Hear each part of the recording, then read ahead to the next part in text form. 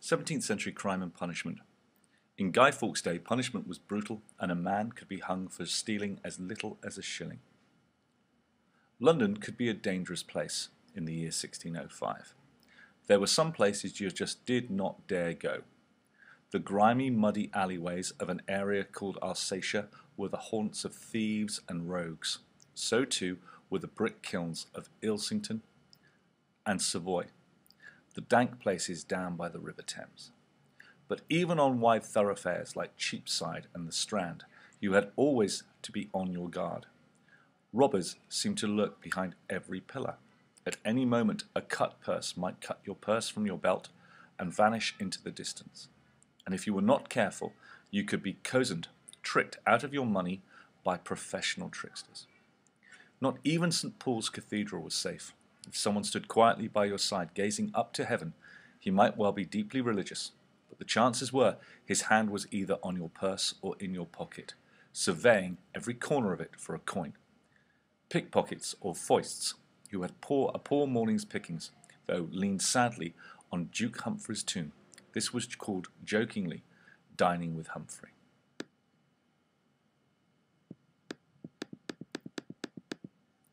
Many thieves banded together into organized clubs. Some they even set up schools to train young boys as cut purses. At these schools, special pockets and purses sewn with bells were hung up for practice. He that could take out a counter from the pocket without any noise was allowed to be a public foister, and he that could take a piece of silver out of the purse without the noise of any bells was adjudged as a judicial nipper. Few thieves ever got caught, for the law officers were nothing like the modern-day police force. But if a criminal was apprehended, the penalties were severe. Only traitors suffered the terrible death of hanging, drawing, and quartering. Only aristocrats were beheaded, but hanging to death was the penalty for all convicted felons. This meant not only murderers and rapists, but anyone who had stolen as little as a shilling, 5 pence. 100 or more so were hanged every year in London alone. Gallows were erected in public places all over the city, from St. Paul's Yard to Whitehall. The most famous of all was Tyburn, where Bull the hangman did his gruesome work. Not all felons died by hanging. At their trials, many thieves bravely pleaded neither guilty or not guilty. By not pleading, they saved their property from being confiscated from their families. But instead of hanging, they were killed by the horrible method of peine forte et dure. The victims of peine forte et dure were pressed to death. Heavy weights would be piled upon their bodies until they breathed their last breath. If a thief had stolen less than 1 shilling, he escaped death, but the punishment was still hard. Some were whipped until the blood ran down their backs.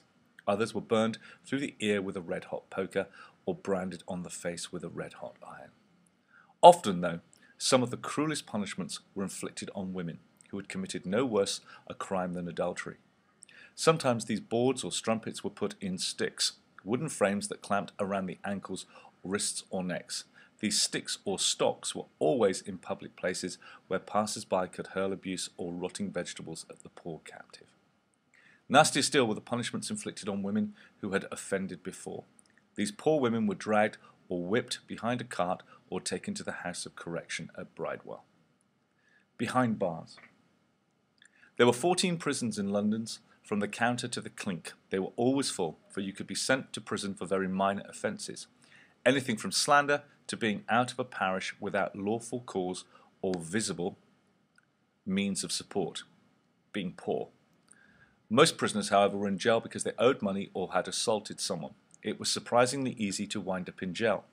Virtually all the best playwrights spent some time behind bars. The treatment you received in prison depended upon your crime and how much you could garnish, bribe the turnkey, the prison officer. There were 3 grades of accommodation: the master's side, the knight's ward, and the appropriately named hole.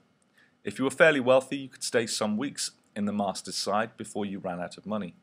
Here you could feed on meat and wine and had your own dirty straw bed, if you were often allowed out for the evening or perhaps for the weekend. Down in the hole, though, you faced terrible overcrowding, starvation, and disease.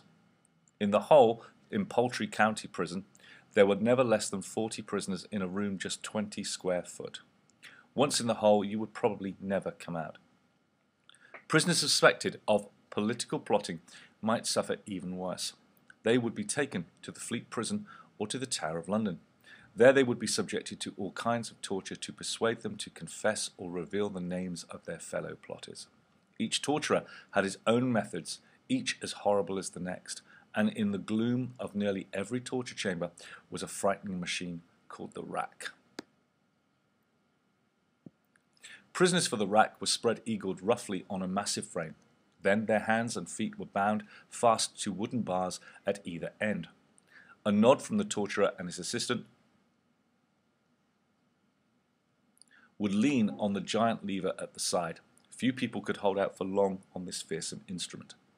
It is said that one tough Catholic father, Campion, resisted so long that he was stretched all of 4 inches, but this is unlikely. The torturer at the Tower of London had all kinds of other horrible devices at his disposal besides the rack. There was the pit, a pitch-dark hole 20 foot deep. There was the little ease, a cramped cage just a few square feet. There were iron gauntlets which squeezed the hands, and when he had run out of instruments, the torturer might simply hammer iron needles under the victim's fingernails or tear them back with pincers. No wonder, then, that many prisoners would look forward to their execution as some kind of relief.